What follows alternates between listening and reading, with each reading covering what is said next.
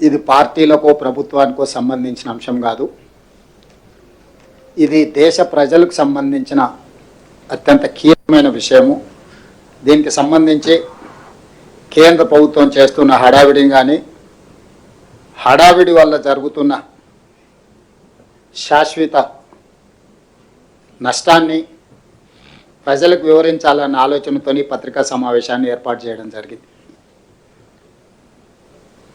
Media మిత్రులకు, దేశ ప్రజలకు స్పష్టంగా తెలుసు, మహిళా రిజర్వేషన్ అదేవిధంగా నియోజకవర్గాల పెంపు రెండు ప్రధానమైన అంశాలను కేంద్ర ప్రభుత్వం 16, 17, 18 తేదీలలో ప్రత్యేక పార్లమెంట్ సమావేశాలను ఏర్పాటు చేసి బిల్లులను ఆమోదించడం ద్వారా శాసనసభ, లోక్సభ నియోజకవర్గాల పునర్విభజన కార్యక్రమాన్ని తీసుకొస్తున్నాము అని చెప్తున్నారు. అయితే ఇక్కడ కేంద్ర ప్రభుత్వం వ్యూహాత్మకంగా మహిళా రిజర్వేషన్లను శాసనసభ, లోక్సభ నియోజకవర్గాల పెంపును రెండింటిని ఒకటిగా చేసి చూపించి ప్రతిపక్షాలు మాకు సహకరించడం లేదు, సహకరించాల్సింది అన్నట్టుగా ఒక ప్రచారానికి తెరలేపినారు. నేను ఈరోజు ఈ రెండు అంశాలను ఒకదానికి ఒకటి సంబంధం లేనిది, ఏ దానికి అదే చాలా ప్రాధాన్యతతో కూడుకున్న అంశము, ఈ రెండింటిని విడదీసి రెండింటిని వేరువేరుగా చర్చించుకొని రెండింటిని అమలు చేయడానికి అవసరమైన విధి విధానాలను ఏ విధంగా రూపొందించుకోవాలనో ఒక సూచన, ఒక అవగాహనతో కూడుకున్న అంశాలను నేను ఈరోజు ఈ పత్రికా సమావేశంలో ప్రస్తావించదలుచుకున్నాను. మొట్టమొదట మహిళా రిజర్వేషన్ల గురించి మనం చర్చించుకుందాం. ఆ తర్వాత నియోజకవర్గాల పెంపు, నియోజకవర్గాల పునర్విభజన మీద మాట్లాడుకుందాం. కాంగ్రెస్ పార్టీ మహిళా రిజర్వేషన్లకు వ్యతిరేకం అన్నట్టుగా నిన్న మన కేంద్ర మంత్రివర్యులు లేదా భారతీయ జనతా పార్టీ పార్లమెంట్ సభ్యులు కాంగ్రెస్ మీద ఆరోపణ చేస్తున్నారు.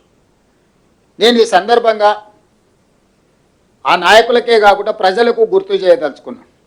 స్వతంత్రం వచ్చిన తర్వాత ప్రజాస్వామిక దేశంలో రాజ్యాంగాన్ని రచించుకొని ప్రజలు ఎన్నుకున్న ప్రభుత్వాలను ఏర్పాటు చేసుకోవాలని ఆలోచన చేసినప్పుడే పురుషులతో పాటు మహిళలకు సమానమైన ఓటు హక్కును మొట్టమొదట ఈ దేశంలో ఇచ్చిందే కాంగ్రెస్ పార్టీ. అప్పటికీ ప్రపంచంలో చాలా దేశాలలో మహిళలకు ఓటు హక్కు కానీ, మహిళలకు కనీస గౌరవం కానీ దక్కని పరిస్థితుల్లో స్వతంత్ర భారతదేశంలో కాంగ్రెస్ పార్టీ మొట్టమొదట మహిళలకు ఓటు హక్కును ఇచ్చి పురుషులతో పాటు మహిళలకు సమానమైన అవకాశాలు కల్పించి రాష్ట్రంలో కానీ దేశంలో కానీ ఏర్పడబోయే ప్రభుత్వాలు మహిళలను నిర్ణయం తీసుకునే అవకాశము, అధికారము కాంగ్రెస్ పార్టీ కల్పించింది. ఆ తర్వాత దేశ ప్రధానమంత్రిగా, ఈ దేశానికి రాష్ట్రపతిగా, లోక్సభ స్పీకర్గా, వివిధ రాష్ట్రాలలో ముఖ్యమంత్రులుగా, వివిధ రాష్ట్రాలకు గవర్నర్లుగా చాలా రాజ్యాంగబద్ధమైన పదవులలో మహిళలకు అవకాశం కల్పించిన పార్టీ కాంగ్రెస్ పార్టీ. మీ అందరికీ తెలుసు, రాష్ట్రపతి, ప్రధానమంత్రి, Lok Sabha speaker, governor, chief minister ఇలాంటి కీలకమైన పదవులకు మహిళల నాయకత్వంలోనే పనిచేసి మహిళల్ని నియమించడమే కాదు, ఆ మహిళల యొక్క నాయకత్వంలో పనిచేసిన పార్టీ, 140 సంవత్సరాల చరిత్ర కలిగిన పార్టీ, స్వతంత్రం కోసం కొట్లాడినప్పుడు కూడా మహిళల్ని అధ్యక్షులుగా పార్టీకి నియమించుకున్న పార్టీ కాంగ్రెస్ పార్టీ. అంత గొప్ప చరిత్ర కలిగిన కాంగ్రెస్ పార్టీ స్థానిక సంస్థల్లో మహిళలకు రిజర్వేషన్లు ఉండాలి అని రాజీవ్ గాంధీ గారు ఈ దేశంలో అమలు చేసి, ఆ తర్వాత చట్టసభలలో కూడా మహిళలకు రిజర్వేషన్లు ఉండాలి, శాసనసభలో, లోక్సభలో కూడా మహిళా రిజర్వేషన్లు ఉండాలి అని శ్రీమతి సోనియా గాంధీ గారు రాజ్యసభలో బిల్లును ఆమోదింపజేసి లోక్సభకు పంపించినప్పుడు భారతీయ జనతా పార్టీ సహకరించకపోవడం వల్ల 2013 సంవత్సరంలో చట్టసభలలో మహిళా రిజర్వేషన్లు స్తంభింపచేయబడ్డది.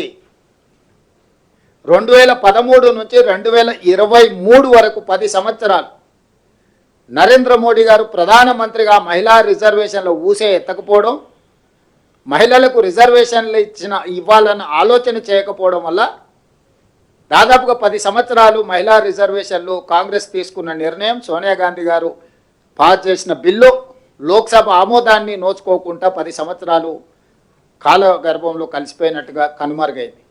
2023 సంవత్సరంలో కేశవరావు గారు కూడా అప్పుడు రాజ్యసభ సభ్యులుగా మళ్ళీ మహిళా రిజర్వేషన్లను అమలు చేయాలని చర్చకు వచ్చినప్పుడు అటు లోక్సభలో కానీ రాజ్యసభలో కానీ కాంగ్రెస్ పార్టీ సంపూర్ణంగా మద్దతు ఇచ్చింది. ఆ బిల్లును పెట్టినప్పుడు నరేంద్ర మోడీ గారే ఆ బిల్లులో పెట్టిన కీలకమైన అంశం ఏంటంటే 2026 సంవత్సరం తర్వాత జనాభా లెక్కలు సేకరించి జనాభా లెక్కల్ని గెజెట్ ప్రచురించిన తర్వాత ఆ జనాభా ప్రాతిపదికన మహిళా రిజర్వేషన్లను అమలు చేస్తామని 2023 చివరి ఎన్నికల ముందు చట్టం చేయడం జరిగింది.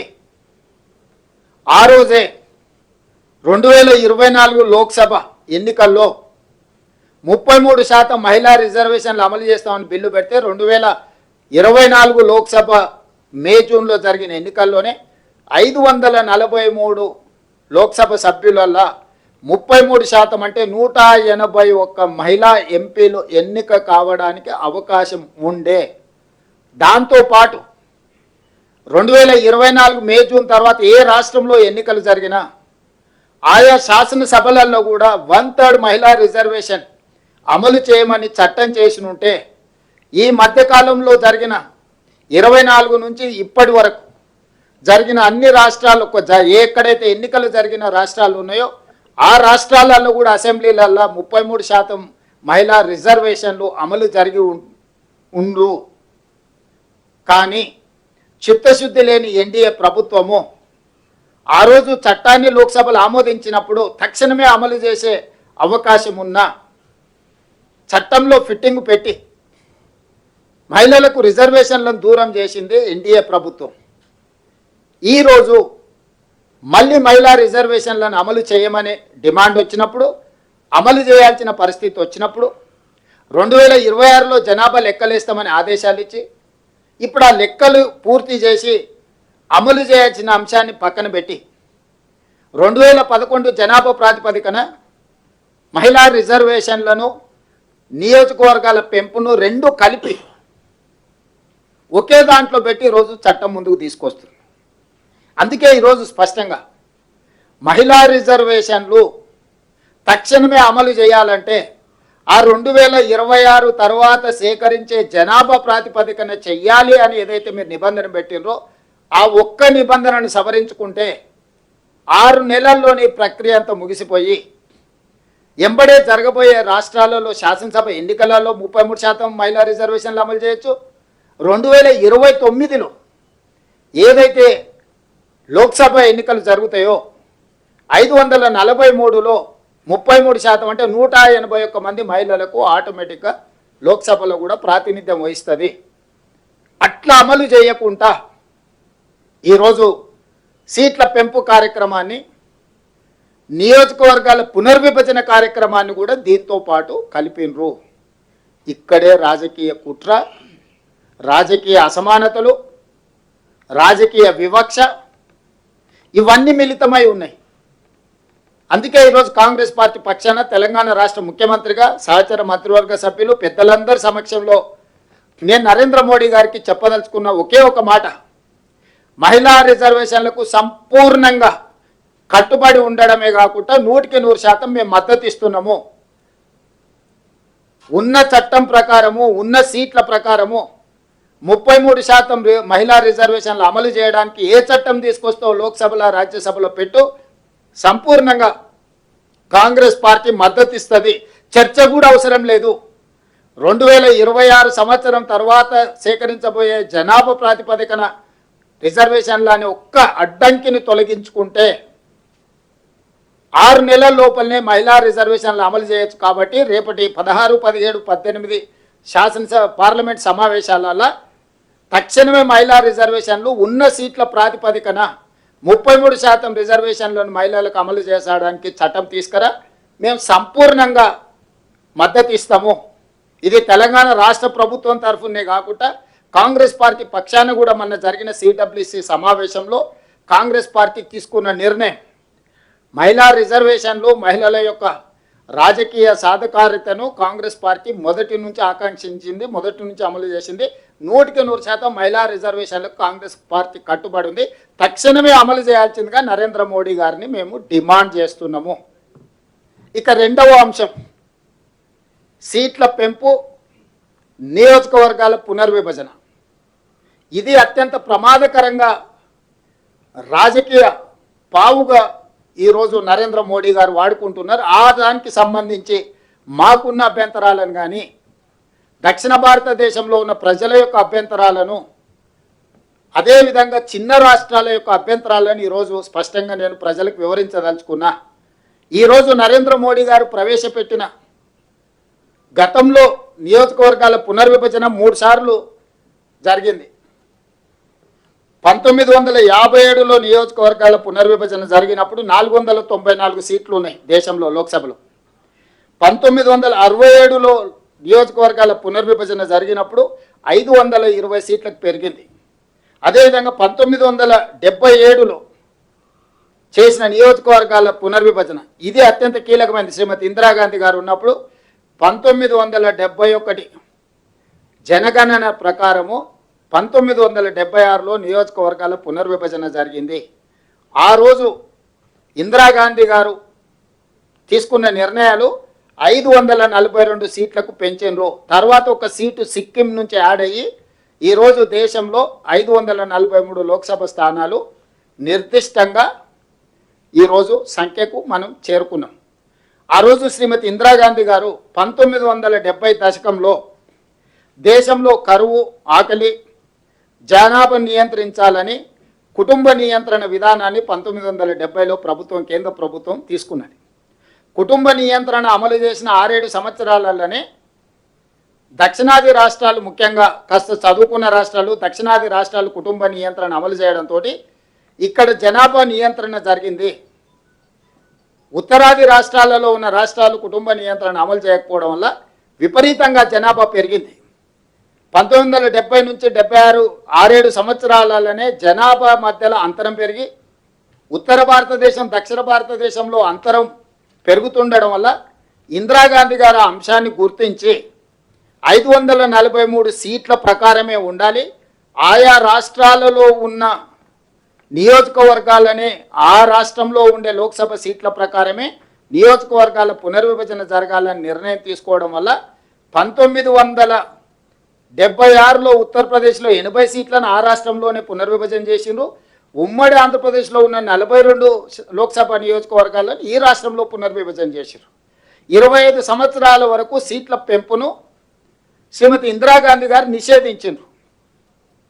ఎందుకు అనంటే జనాభా పెరగడం, జనాభా ప్రాతిపదికన నియోజకవర్గాల పునర్విభజన జరిగితే కేంద్ర ప్రభుత్వం ఇచ్చిన ఆదేశాల ప్రకారం జనాభా నియంత్రణ పాటించిన కొన్ని రాష్ట్రాలను శిక్షించిన వాళ్ళతో కేంద్ర ప్రభుత్వ ఆదేశాలను ఉల్లంఘించిన వాళ్ళను మెప్పించినట్టు సీట్లు పెంచితే నష్టం జరుగుతుందని ఆ రోజు శ్రీమతి ఇందిరాగాంధీ గారు నియంత్రించారు. 543 సీట్లు ఉండాలి, ఏ రాష్ట్రంలో ఉన్న సీట్లను ఆ రాష్ట్రంలోనే నియోజకవర్గాల పునర్విభజన చేయాలని.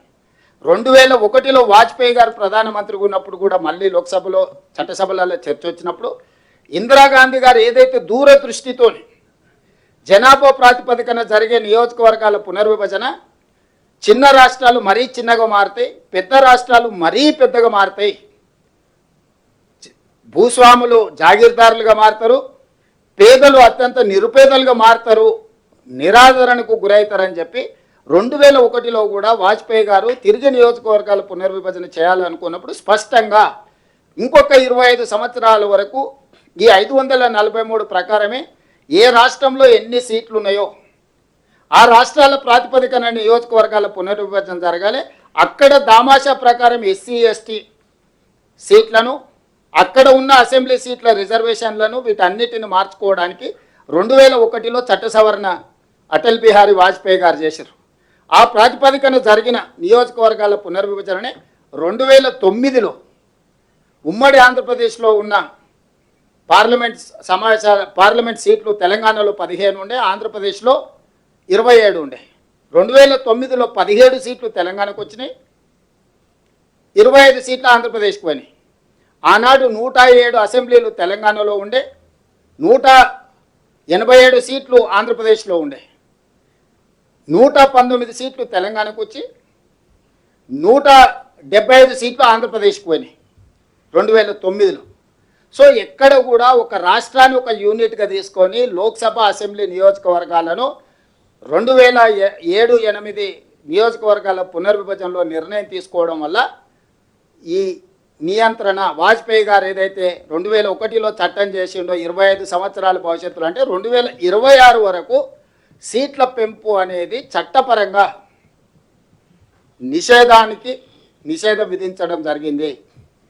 ఈరోజు నరేంద్ర మోడీ గారు చేస్తున్న చర్యల వల్ల మొదటి నుంచి జనాభా ప్రాతిపదికన ఏదైతే మూల సూత్రంగా పెట్టుకొని నియోజకవర్గాల పునర్విభజన జరిగిందో ఆ ప్రాతిపదికన చేస్తే ఉత్తరాదిన విపరీతమైన జనాభా పెరిగిపోయింది, దక్షిణాదిలో జనాభా తగ్గిపోయింది, జనాభా నియంత్రణకు జరిగింది. కాబట్టి ఎట్టి పరిస్థితుల్లో మేము దానికి ఒప్పుకునేదే లేదు అని తమిళనాడులో స్టాలిన్ గారు, నేను కర్ణాటక నుంచి దక్షిణాది రాష్ట్రాల నుంచి ఒక పెద్ద ఎత్తున దక్షిణాది రాష్ట్రాల ముఖ్యమంత్రుల సమావేశాన్ని ఏర్పాటు చేసి మేము నిరసన తెలపడమే కాకుండా ప్రధానమంత్రికి లేఖ రాసినాం.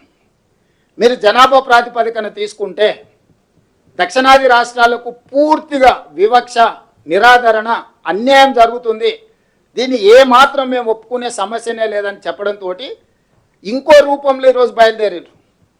దామాషా ప్రకారం అని ప్రోరేటా, అంటే 543 సీట్లు ఉన్న దాంట్లో 50% సీట్లు పెంచుతాము, అంటే 272 సీట్లు మేము పెంచుతాం, 50% నెంబర్.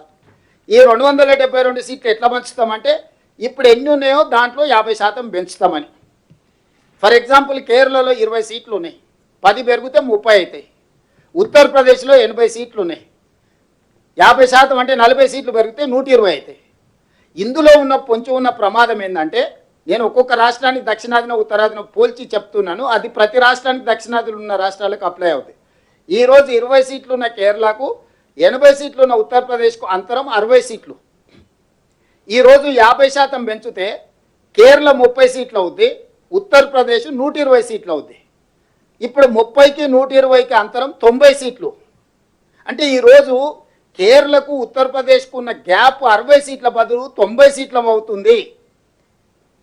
ఇప్పుడు దూరం ఉంది, అప్పుడు అగాధం ఏర్పడుతుంది. పాలిటిక్స్లో అటల్ బిహారీ వాజ్పేయి గారి ప్రభుత్వం ఒక్క ఓటుతోనే, ఒక్క సీటుతో పడిపోయింది. ఒక్కొక్క సీటు ఎంత కీలకమైంది. ఈరోజు తెలంగాణలో 17 ఉన్నాయి, ఉత్తరప్రదేశ్లో 80 ఉన్నాయి. ఈరోజు మన గ్యాప్ వచ్చేసి 63. రేపు ఇది పెంచినప్పుడు మనకేమో 26 అవుతున్నాయి, ఉత్తరప్రదేశ్కు 120 అవుతున్నాయి. అప్పుడు 94 సీట్లు మనకు ఇద్దరికి మధ్యలో అంతరం అవుద్ది.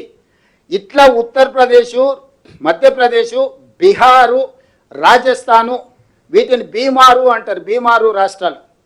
బీహార్, ఉత్తరప్రదేశ్, మధ్యప్రదేశ్, రాజస్థాన్ ఇవన్నీ అత్యంత కీలకమైన రాష్ట్రాలు ఉత్తర భారతదేశంలో. దక్షిణ భారతదేశంలో కేరళ, తమిళనాడు, ఆంధ్రప్రదేశ్, తెలంగాణ, కర్ణాటక ఇవి ఒక భాగం. ఈరోజు మనం ఈ రాష్ట్రాలన్నీ కలిసి పాండిచ్చేరితో సహా 130 సీట్లు ఉన్నాయి. 543లో 130 సీట్లు మనకి తీసేస్తే 413 సీట్లు వాళ్ళ దగ్గర మిగులుతున్నాయి. ఈ రెండింటి మధ్యలో ఈరోజు ఉన్న తేడా 412 సీట్లు మనకు వాళ్ళకు ఉన్న మధ్యలో తేడా. ఈరోజు సీట్లు పెంచితే మనం 195 అయితే 50% పెంచితే 130 సీట్లు ఉన్నాయి. ఇక్కడ కేరళలో 20, తమిళనాడులో 39, పాండిచ్చేరిలో 1, ఆంధ్రప్రదేశ్లో 25, తెలంగాణలో 17, కర్ణాటకలో 28. ఇవన్నీ కలిపితే 130 సీట్లు. 50% పెరిగితే మనం 195 అవుతాం. అదే మిగతా ప్రాంతంలో ఉన్న 413 సీట్లు పెంచితే దాదాపుగా వాళ్ళకు 621 సీట్లు, 620 సీట్లు అవుతున్నాయి. ఈరోజు మనకు వాళ్ళకు మధ్యలో ఉన్న అంతరము ఎంతుంది, ఈ పెంచడం వల్ల ఎంత అవుతుంది? ఈ రోజున్న మనకు వాళ్ళకు ఉన్న అంతరము 412 సీట్లు ఉంటే రేపు పెంచే సీట్లతోని 620 సీట్లు అవుతాయి.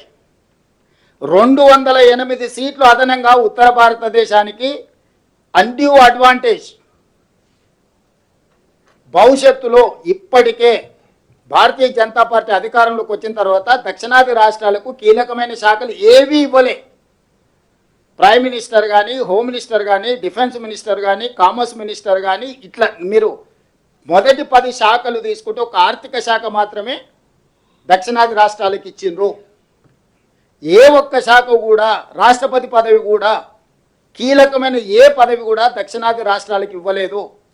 మీ అందరికీ తెలుసు, రాజకీయాలలో నెంబర్ ఉంటేనే నీతో ఎవరైనా మాట్లాడతారు. నీ జేబులో డబ్బులు ఉంటేనే ఎవరైనా నీతో సంబంధాలు చేస్తారు. రాజకీయంగా నెంబర్ లేనప్పుడు నీతో మాట్లాడేవాడే ఉండడు. Bargainings are among equals. ఏ చర్చలైనా, ఏ ఒప్పందాలైనా సరిసమానుల మధ్యలో జరుగుతాయి. బలహీనుడు బలవంతుడు మధ్యలో జరగవు. ఈరోజు దక్షిణాది రాష్ట్రాలను అత్యంత బలహీనంగా ఉన్నాం. ఇప్పుడు అత్యంత బలహీనులుగా మార్చి బలంగా ఉన్న ఉత్తరాది రాష్ట్రాలను శక్తివంతంగా మార్చి రాజకీయంగా, అసలు రాజకీయంగా మనల్ని ద్వితీయ శ్రేణి పౌరులు చేయడానికి ఆ ఉత్తరాదిలో ఉన్న 5-6 రాష్ట్రాలు కలిస్తే 410 సీట్లు అనేటివి అక్కడనే అయిపోతాయి. చిన్న రాష్ట్రాలతో, నేను చెప్పేది ఉత్తర దక్షిణమే కాదు, చిన్న రాష్ట్రాలకు కూడా సమస్య. ఢిల్లీ, పంజాబ్ లాంటి రాష్ట్రాలు కూడా రాజకీయంగా మనుగడనే కోల్పోతాయి. దక్షిణ భారతదేశంతో పాటు చిన్న రాష్ట్రాలకు కూడా రాజకీయంగా ఇది తీరని విఘాతంగా మారుతుంది.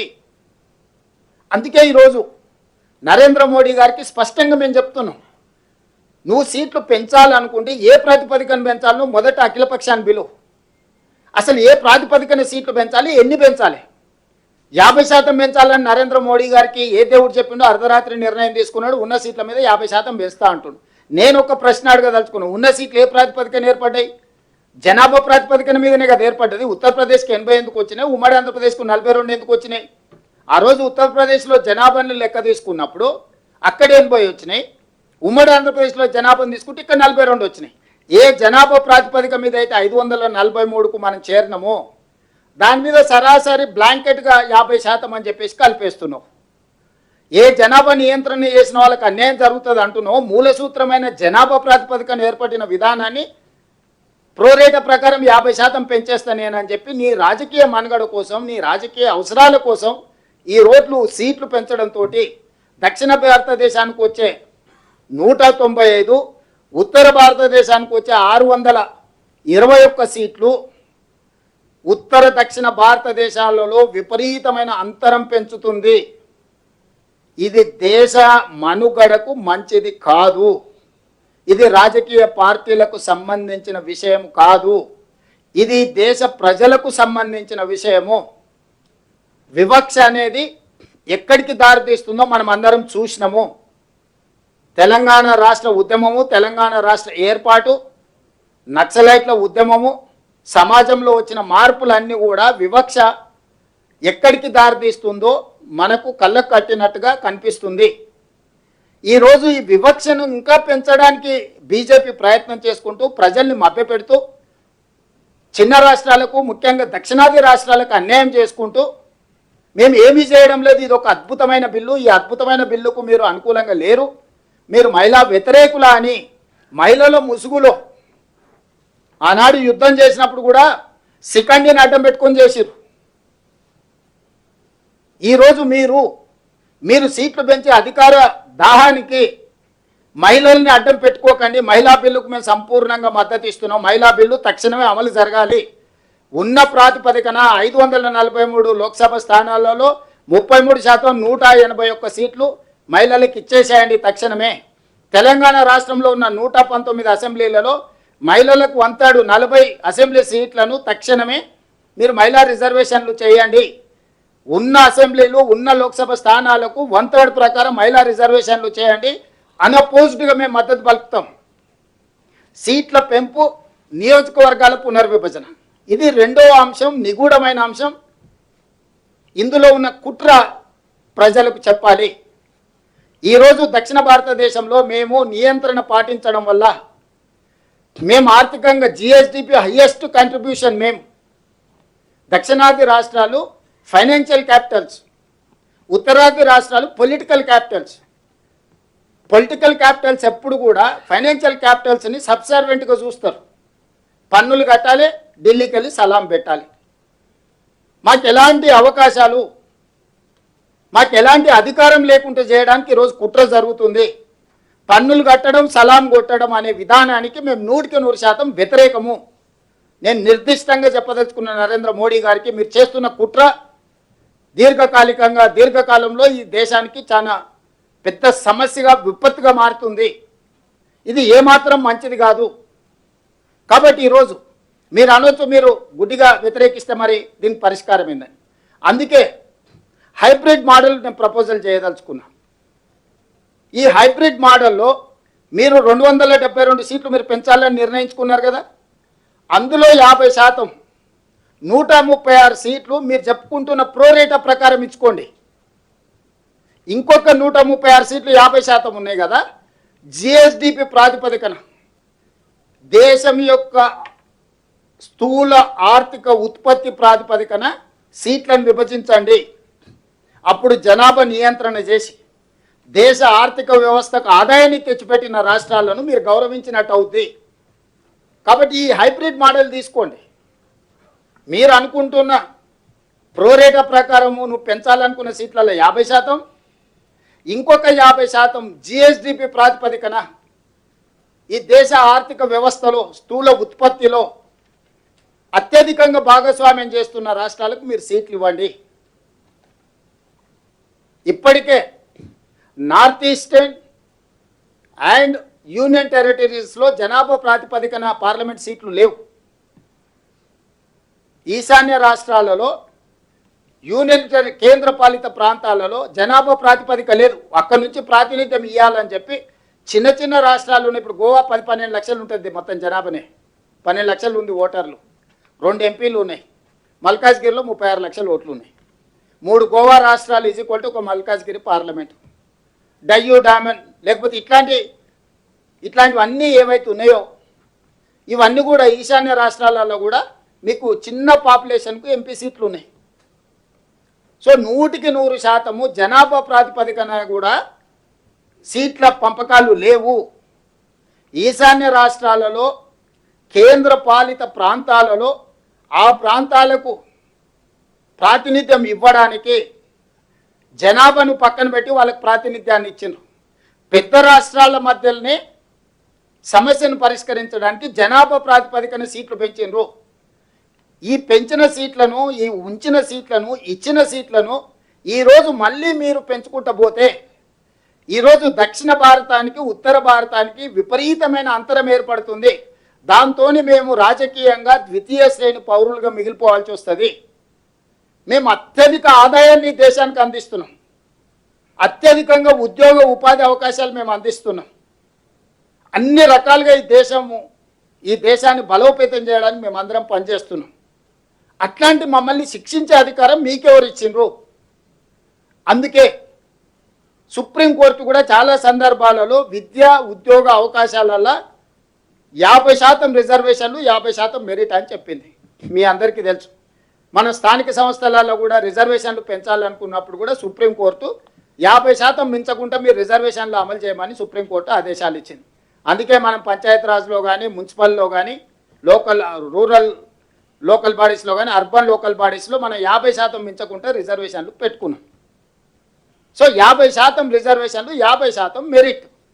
ఇక్కడ కూడా మీరు పెంచాలనుకున్న 272 సీట్ల లోక్సభలో 50%, 136 సీట్లు ప్రోరేటా ప్రకారం పెంచుకోండి. మిగతా 136 సీట్లు ఆర్థిక ఉత్పత్తి ఏదైతే ఉందో దాని ప్రకారం మీరు సీట్లను పంపకాలు చేయండి. దీనికి సంబంధించి లేదా ఇంకేమైనా నూతన ఆలోచనతోని, సూచనతోని రావచ్చు. కాబట్టి కన్సెన్సస్ బిల్డింగ్ ప్రాసెస్లో మొట్టమొదటి అఖిలపక్షాన్ని, ఆల్ రాజకీయ పార్టీలను, అదేవిధంగా స్టేక్ హోల్డర్స్ను, సివిల్ సొసైటీస్ను పిలిచి ప్రభుత్వం సంప్రదింపులు మొదలుపెట్టాలి. నియోజకవర్గాలను పెంచడానికి ఈరోజు మనం తీసుకోవాల్సిన విధి విధానాల మీద ఒక కన్సెన్సస్ బిల్డింగ్ ప్రాసెస్ చేయాలి. పార్లమెంట్లో చర్చించండి, దాని మీద మేము వద్దంటలేము. మొదట మహిళా బిల్లు పాస్ చేయండి. ఇప్పుడు ఉన్న సీట్ల ప్రాతిపదికన 33% రిజర్వేషన్లు లోక్సభలో అదేవిధంగా శాసనసభలో పెంచడానికి బిల్లును ఆమోదించుకొని భవిష్యత్తులో సీట్లు పెంచడానికి నియోజకవర్గాల పునర్విభజన చేయడానికి ఎలాంటి విధి విధానాలు తీసుకుంటే బాగుంటుందో సభలోనే కాకుండా బయట వచ్చి ప్రజలతో కూడా చర్చించండి, సూచనలు తీసుకోండి. ఒక ఎక్స్పర్ట్స్ కమిటీని అపాయింట్ చేయండి. ఆ ఎక్స్పర్ట్స్ కమిటీ మొత్తం పూర్తిగా దాన్ని ఒక నివేదిక ఇచ్చిన తర్వాత ఆ నివేదికను మళ్ళీ సభలో చర్చకు పెట్టండి. వివిధ శాసనసభలలో అభిప్రాయం తీసుకోండి. శాసనసభల తర్వాత లోక్సభలో రాజ్యసభలో చర్చించండి. ఆ తర్వాత guidelines terms of reference final చేసినాకనే మీరు నియోజకవర్గాల పునర్విభజన కానీ నియోజకవర్గాల పెంపు కార్యక్రమం ముందుకు వెళ్దాము. ఈ లోపల మీరు ఆల్రెడీ జనగణన కోసము కేంద్ర ప్రభుత్వం నిర్ణయం తీసుకున్నది 2027 మార్చి 31 లోపల జనగణన పూర్తి చేయండి. ఈ లోపల అందరి అభిప్రాయాలు తీసుకోండి. వివిధ రాష్ట్రాల శాసనసభ అభిప్రాయాలు, యూనియన్ టెరిటరీల అభిప్రాయాలు, లోక్సభ అభిప్రాయాలు, ప్రజా సంఘాల అభిప్రాయాలు, వీళ్ళందరి అభిప్రాయాలు తీసుకొని 2027 బడ్జెట్ సమావేశాలలో జనాభా లెక్కలతో పాటు ఈ అభిప్రాయాలను కూడా క్రోడీకరించి చర్చ చేసి టర్మ్స్ ఆఫ్ రెఫరెన్స్ అక్కడ ఫైనల్ చేసి అక్కడి నుంచి ఒక సంవత్సరంలో నియోజకవర్గాల పునర్విభజన ప్రక్రియ పూర్తి చేయొచ్చు. 2028 మార్చి వరకు ఈ ప్రక్రియ మొత్తం అయిపోతుంది. అంతే తప్ప హడావిడిగా అడ్డగోలుగా చేసి దేశంలో అనవసరమైన గందరగోళాన్ని సృష్టించి ఇది ఉత్తర భారతదేశానికి దక్షిణ భారతదేశానికి ఒక వైరుధ్యాన్ని లేకపోతే ఒక గ్యాప్ను పెంచడానికి మీరు దయచేసి ప్రయత్నం చెయ్యకండి అని చెప్పి మోడీ గారికి నేను సూచన చేయదలుచుకున్నా. అదేవిధంగా హిందీలో కూడా నేషనల్ మీడియా కూడా ఉందనుకుంటున్నాను. హిందీలో కూడా కొన్ని మాట్లాడాలనుకున్నా నేను. ఏంటంటే మనం తెలుగులో చెప్తే మోడీ నాకు అర్థం కాలేదని ఆ తర్వాత నాకు అవసరం లేదని అనుకునే ప్రమాదం ఉంది. पत्रकार मित्र, आज तेलंगाना राज्य के तरफ से हमारे साथी मंत्री, तेलंगाना गवर्नमेंट एडवाइज़र, लोकसभा और शासन सभा मेंबर्स के साथ आज मैं कुछ बयान देना चाहता हूं. जो केंद्र सरकार भारतीय जनता पार्टी नरेंद्र मोदी जी जो कोशिश कर रहे हैं 16, 17, 18 तारीख लोकसभा राज्यसभा में कुछ बिल ले आकर बिल पास करवाने में बहुत जल्दी भागम दौड़ कोशिश कर रहा है. इसीलिए मैं दो मुद्दों को आज साफ साफ कहना चाहता हूं. एक महिला आरक्षण, दूसरे बात constituencies reorganisation and enhancement of seats in Lok Sabha and assembly. महिला आरक्षण के लिए कांग्रेस पार्टी खिलाफ नहीं है. जिस दिन इस देश को आजाद मिले थे उसी दिन महिलाओं को वोट हक देकर, पुरुष के साथ साथ महिलाओं को वोट हक देकर हम लोग वुमेन एम्पावरमेंट को उसी दिन हम एक फाउंडेशन डाला है. उसके बाद राजीव गांधी जी ने panchayat raj and municipal urban local bodies में महिला आरक्षण लागू कर दे के इस देश में महिलाओं को लोकल बॉडीज रिप्रेजेंटेशन हमने दिलवाए. उसके बाद असेंबली एंड लोकसभा महिला आरक्षण के लिए श्रीमती सोनिया गांधी जी यूपीए 2 में राज्यसभा में कानून पास करवा के लोकसभा में इंट्रोड्यूस किए तो भारतीय जनता पार्टी साथ नहीं दिए. राज्यसभा में मदद किए, लोकसभा में आने के बाद भारतीय जनता पार्टी उसको आगे नहीं जाने दिए. इसीलिए आज हम लोग ये बात साफ कहना चाहता हूं नरेंद्र मोदी जी से, भारत सरकार से, कांग्रेस पार्टी तहे दिल से महिला आरक्षण को हम मदद दे देंगे.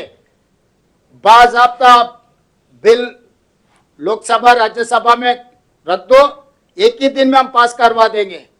महिला आरक्षण अमल करने के लिए कांग्रेस पार्टी को कोई इतराज नहीं है. अभी जो लोकसभा 543 हर राज्य में जो असेंबली में है 1/3 वुमेन रिजर्वेशन तुरंत लागू कर दो. इवन 543 में भी 1/3 181 लोकसभा सीट महिलाओं को दे दो. आने वाले चुनाव में महिलाओं को रिजर्वेशन दे दो. अभी जो होने वाले राज्यों में भी असेंबली में 1/3 रिजर्वेशन लागू कर दो. हम लोग तैयार है भारत सरकार को मदद देने के लिए. इसके लिए कोई चर्चा नहीं है। 2 दिन पहले दिल्ली में कांग्रेस पार्टी का CWC central working committee meeting हुआ, उसमें सोनिया जी, खड़गे जी, राहुल जी, बाकी के सब CWC मेंबर्स ये आश्वासन देने के लिए कोशिश किए भारत सरकार को हम लोग बेशक मदद देने के लिए। महिला आरक्षण तुरंत लागू होना है, कांग्रेस पार्टी आपको बेशर्त मदद देने के लिए हम लोग तय कर लिए। CWC में भी यही रेजोल्यूशन पास किया हुआ है। अभी दूसरे मुद्दा सीट बढ़ाने का, रिजर्वेशन रोटेशन करने का, ये सीट बढ़ाने में बहुत अंतर आने वाला है। उत्तर भारत दक्षिण भारत में अभी बहुत दूर है और बढ़ाने के लिए आप लोग कोशिश करें। उसके उदाहरण में एक ही देना चाहता हूं। केरला में आज तारीख 20 लोकसभा है, उत्तर प्रदेश में 80 लोकसभा है, तो ये दोनों के बीच में 7 सीट फर्क है। आगे 50% प्रोरेटा का हिसाब से अगर बढ़ा दिए 30 सीट केरला में हो जाएंगे, 120 उत्तर प्रदेश में हो जाएंगे, तो 90 सीट ये दोनों के बीच में गैप हो जाएंगे। तो इसीलिए ये तरीका से जो 130 साउथ में है इसको 50% बढ़ा किए तो भी 195 होने वाला है, मगर जो नॉर्थ में 613 होने वाला है इसके ख्याल नहीं कर रहा है। तो हमारे दोनों के बीच में नॉर्थ साउथ में, ये नॉट ओनली नॉर्थ साउथ, छोटे राज्यों का भी दिक्कत है। दिल्ली पंजाब जैसा छोटे छोटे राज्य है और छोटा हो जाएंगे, बड़ा वाला और बड़ा हो जाएंगे। तो इसमें पॉलिटिकल पावर जिसका नंबर है, जिसका लाठी है उसका ही बांस। तो वो हिसाब से जिसका नंबर है, आज भी हमेशा उत्तर प्रदेश में नरेंद्र मोदी जी किस लिए गुजरात छोड़कर उत्तर प्रदेश में चुनाव लड़ाए? लोग सोचते हैं 80 सीट वहां पर है, वहां से जो आएगा वो देश का प्रधानमंत्री बनने वाला है। हर बार कोई भी हो उत्तर प्रदेश से प्रधानमंत्री बन रहा है, किस लिए? 80 सीट वहां पर है। 1-2 बार PV नरसिंह राव जी और 1-2 जगह में ही ऐसा हो गया, मगर बाकी के हर समय पर कोई भी हो, कौन सा पार्टी भी हो, उत्तर प्रदेश से प्रधानमंत्री बन रहा है। क्यों कर्नाटक, क्यों तमिलनाडु, क्यों दूसरे राज्य उत्तर में है वहां पर भी क्यों नहीं दे रहा है? इसीलिए नहीं दे रहा है, वहां पर नंबर नहीं है। तो इसीलिए जो उत्तर प्रदेश को अब और ताकत वाले बनाने के बाद आगे हम लोगों को सबको नुकसान हो जाएंगे। इसीलिए अब चर्चा इसी के ऊपर होना है, सीट बढ़ाना कैसे, रिजर्वेशन रोटेशन। आप इतना महिला आरक्षण के लिए, महिला नारी शक्ति के लिए बोल रहे हैं ना, जितना सीट उत्तर में आप बढ़ा रहे, उत्तर भारत के महिलाओं को फायदा मिलने वाला है। दक्षिण भारत में महिला महिला जैसा आपको नहीं दिख रहा है क्या? दक्षिण भारत में दलित आदिवासी आपको याद नहीं आए हैं? जितना सीट बढ़ेंगे उतना SC ST रिजर्वेशन भी बढ़ने वाला है, महिलाओं का भी कोटा बढ़ने वाला है। जितना सीट अभी बढ़ने वाले हैं उसमें SC एंड ST एंड महिला उनका भी कोटा में विद इन द कोटा है। मतलब दक्षिण भारत में SCओं को, STओं को, महिलाओं को अन्याय करने के लिए भारतीय जनता पार्टी नरेंद्र मोदी जी आज कोशिश कर रहा है। तो इसीलिए हम लोग ये बयान देना चाहता हूं, मैं साफ साफ कहना चाहता हूं, दक्षिण भारत को आप अन्याय नहीं कर सकते। जनता के लिए नहीं, आदिवासियों के लिए, दलित के लिए, महिलाओं के लिए भी सीट जब कम हो जाएंगे उनका हिस्सा भी कम हो जाएंगे। कम करने के लिए कोशिश कर रहे हैं आप। एज इट इज आप नॉर्थ इंडिया में पॉलिटिकल पावर, साउथ इंडिया में फाइनेंशियल पावर, तो हम पैसे कमा रहे आपको दे रहे। अगर हम 1 रुपये दिए तो 40 पैसे भी वापस हमको नहीं दे रहे। बिहार में 1 रुपया है तो 6 रुपये वहां पर दे रहा है। उत्तर प्रदेश में 3.5 रुपये दे रहा है, मध्य प्रदेश को 2.5 रुपये दे रहा है, केरला को आप 16 पैसे दे रहे, तेलंगाना को 40 पैसे दे रहे। तो ये तरीका से फाइनेंशियल इनजस्टिस हो रहा ही हो रहा। हम लोग बहुत बार कह चुका है, अब नहीं सुने। अभी पॉलिटिकल अन्याय भी करने के लिए जो कोशिश कर रहा है ये ठीक ठाक नहीं है। जो जनगणना लेकर डिलिमिटेशन करना हम नहीं मानेंगे, प्रोरेटा भी हम नहीं मानेंगे, क्योंकि जो पिछले नंबर है वो जन आधारित नंबर है।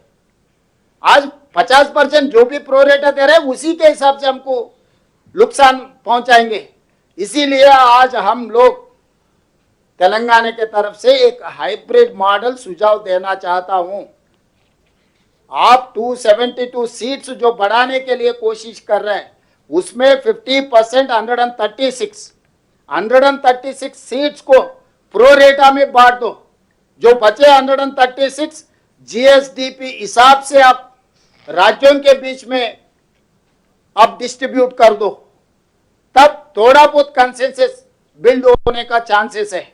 इसके अलावा आप डिसीजन ले लिए, बिल बना रहे, आप जो बना रहे, आप जो कह रहे उसके लिए मदद मांग रहे, हम कैसे करना सुझाव नहीं ले रहा है कोई विपक्ष के साथ, कोई पॉलिटिकल पार्टी के साथ, कोई आप कंसेंसस बिल्ड करने के लिए कोशिश नहीं कर रहा है। सिविल सोसाइटी से भी बात नहीं हुई। हर जगह में आपके मनमानी से सरकार चलाने के लिए, मनमानी से सीट बढ़ाने के लिए, मनमानी से रिजर्वेशन देने के लिए आप लोग कोशिश करें, देश के लिए अच्छा नहीं है।